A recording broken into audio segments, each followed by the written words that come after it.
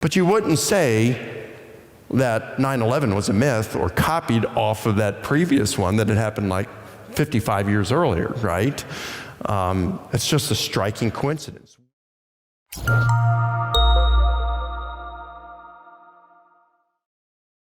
Parallels are inevitable given the immense number of historical events.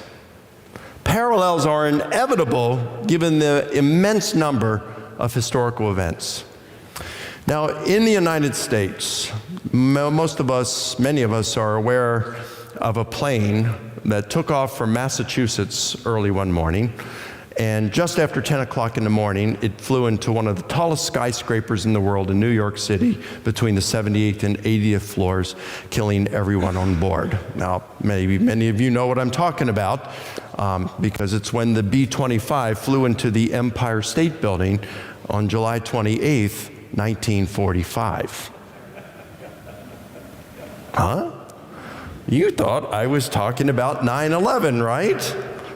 Actually, I wasn't. I'm talking about the story about the B-25 flying into the Empire State Building on July 28th, 1945 actually happened. You can look it up. There's photographs of the aftermath. It really happened. The same floors that the 767 flew into the South Tower on 9/11. Isn't that interesting? But you wouldn't say that 9/11 was a myth or copied off of that previous one that had happened like 55 years earlier, right? It's just a striking coincidence. When you are talking about the immense number, the enormous number, the mammoth number of events that have occurred in human history, you're going to find parallels. It's going to happen. You just can't help for it not happening.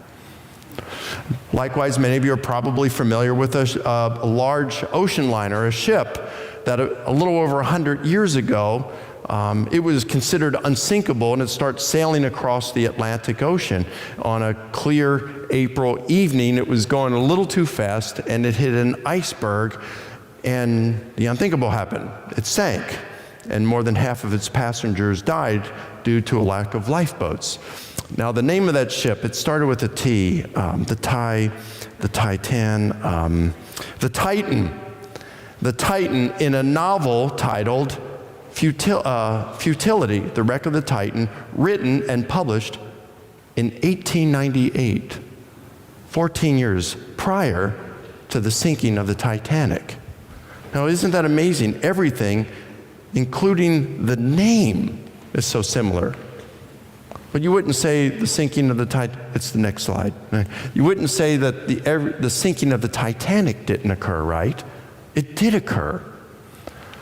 But because events, and there's so many events in human history, you're going to find these kinds of parallels, and you're going to find a lot of them.